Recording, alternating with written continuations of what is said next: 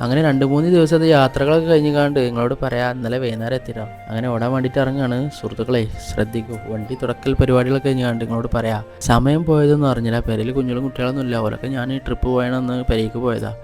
അങ്ങനെ രാവിലെ കുറച്ച് വൈകിട്ടാണ് ഓടാൻ ഇറങ്ങണമെന്ന്. 11 മണി, ഏകദേശം 11:40 ഞാൻ രാവിലെ ഓടാൻ ഇറങ്ങുമ്പോൾ കേട്ടോ. അങ്ങനെ നമ്മുടെ അയൽവക്കത്ത് നിന്ന് നമ്മൾ മേലാറ്റൂർ ചെമ്മാണിയൊക്കെ നമുക്കൊരു ഓട്ടം ഉണ്ടായിരുന്നു. അങ്ങനെ ഓല എടുത്ത് കണ്ട് കൊണ്ടാക്കി തിരിച്ചിങ്ങനെ പോരാണ്. മേലാറ്റൂർ സ്റ്റാൻഡിൽ അധികം എന്താ പറയുക, വണ്ടികളെ കുറച്ച് കാണാണ്ട് ഞാൻ നേരെ തായ പാർക്കിൽ പോയി ഓടാൻ വേണ്ടിയിട്ട്. തായ പാർക്കിൽ രാവിലെ കുറച്ച് നേരം ഓടൽ നിർബന്ധം. രാവിലെ അങ്ങനെ ഒരു വൈബാണ് അവിടെ. അങ്ങനെ അത് കഴിഞ്ഞ് കണ്ട് ഏകദേശം 12:05 ഏകദേശം 12:15 നമ്മുടെ സ്വന്തം നാടായ ചോലകുളത്തേക്ക് ഒരു ലോക്കൽ കിട്ടിയിരിക്കുകയെന്ന് സുഹൃത്തുക്കളെ. ആ ലോക്കൽ തിരിച്ചു പോരുമ്പോൾ ദോർക്ക് വാങ്ങിക്കൊടുത്ത് അങ്ങനെ പള്ളിയൊക്കെ കയറി നിസ്കാര പരിപാടികളൊക്കെ കഴിച്ചാന്ന് വിചാരിച്ചു. പിന്നെന്താ പറയുക, നമ്മുടെ ഖബർസ്ഥാൻ കാണുന്നുണ്ടോ, അതായത് നമ്മുടെ സുഹൃത്തുക്കൾ ഒരുപാട് ആൾക്കാർ കിടക്കുന്ന ഖബർസ്ഥാൻ.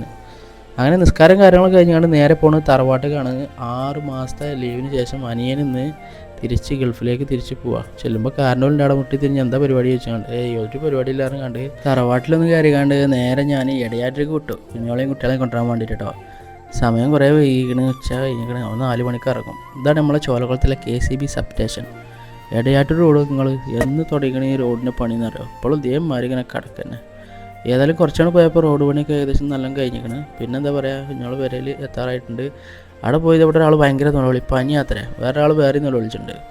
അങ്ങനെ ഏതായാലും തിരിച്ചു പോന്നു. നമ്മളെ തറവാട്ടിലേക്ക് പോകണം. മൊത്തം ഏതായാലും 4 മണിക്ക് ഇറങ്ങും. അപ്പോൾ നേരെ തറവാട്ടിലെത്തിയപ്പോൾ സുഫിമോന് നമ്മളിങ്ങനെ കാത്തുണ്ട്. പിന്നെ വല്യമ്മയും കുടുംബക്കാരും എന്താ മനുടിത്തോലും ഒക്കെ വന്നിട്ടുണ്ടായിരുന്നു. പിന്നെ പെട്ടികെട്ടൽ പരിപാടികളാണ്.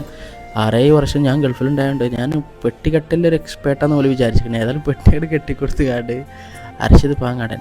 അങ്ങനെ നമ്മുടെ അനിയൻ പോകാൻ വേണ്ടി തയ്യാറായി. ബിരിയാണി എന്താ പറയുക പരിപാടികളൊക്കെ ഉണ്ടായിരുന്നു. പിന്നെ ഈ പാത്തുമ്മീലും കളിച്ചിന് കുറച്ച് നേരം ഇങ്ങനെ കണ്ടിരുന്നു. ഏകദേശം 4 മണിയാവുന്ന നേരത്ത് നമ്മളെ ഉസ്താദ് എത്തി ദ്വായും കാര്യങ്ങളും തുടങ്ങിട്ടോ. പിന്നെ എന്താ പറയുക, പിന്നെ ഒരു ഇടങ്ങേറായിന് അവന് പോകണൊരു ഇടങ്ങേറ്. 5-6 മാസം ഇവിടെ തന്നെ ഇല്ല. അപ്പോൾ പിന്നെ നമുക്കൊരു ഇടങ്ങേറാണല്ലോ. ആ ഒരു സിറ്റുവേഷൻ നമ്മൾ കുറേ ഫേസ് ചെയ്തുകൊണ്ടേ. ഏതായാലും ഇൻഷാ അല്ലാഹ് പോയി നന്നായി വരട്ടെ. അതൊക്കെ കഴിഞ്ഞ് ഏകദേശം കുട്ടികളെ പേരിലായിക്കാണ്ട് ഞാൻ നേരെ ഓടാൻ വേണ്ടി ഇറങ്ങി. വൈകുന്നേരത്തെ ഓട്ടം കുറച്ച് കുഴപ്പമില്ലാത്ത ഓട്ടങ്ങളുണ്ടായിരുന്നു. ശരിക്കും പറഞ്ഞാൽ രാവിലത്തിലേറെ കുറച്ച് ഓട്ടം കൂടുതലുള്ള സമയം എനിക്ക് തോന്നുന്നത് വൈകുന്നേരം തോന്നുന്നുണ്ട്. അങ്ങനെ തായ പാർക്കിലാണ് നമ്മൾ ഓടിക്കൊണ്ടേയിരിക്കുന്നത് കേട്ടോ. അങ്ങനെ മരുവിസ്കാരം വാങ്ങിക്കൊടുത്താണ് പള്ളിക്ക് പോയി നിസ്കാരം കാര്യങ്ങളൊക്കെ കഴിഞ്ഞാണ്ട് വീണ്ടും ഓടാനും കൊണ്ടേയിരിക്കുകയാണ്. എന്താ പറയുക, അത്യാവശ്യം നല്ല ഓട്ടം. പിന്നെ വൈകുന്നേരം ഉണ്ടായിരുന്നു. ഉച്ചക്കത്തെ ക്ഷീണമാണ് മാറി കിട്ടി. പിന്നെ അതിൻ്റെ ഇടയ്ക്ക് ഈ ചങ്ങായിക്ക് പനി, അതായത് വൈകുന്നേരം ആവുന്ന നേരത്തൊരു പനി എന്താണെന്നാവോ. അങ്ങനെ മേലാട്ടൊരു ഐസ് ഹോസ്പിറ്റലൊക്കെ പോയി കാണിച്ചുകൊണ്ട് ഏകദേശം 8:30 മണിയായിക്കാൻ തിരിച്ചെത്തി. പിന്നെ അങ്ങാടി പോയി ഓടാനൊന്നും പോയില്ല.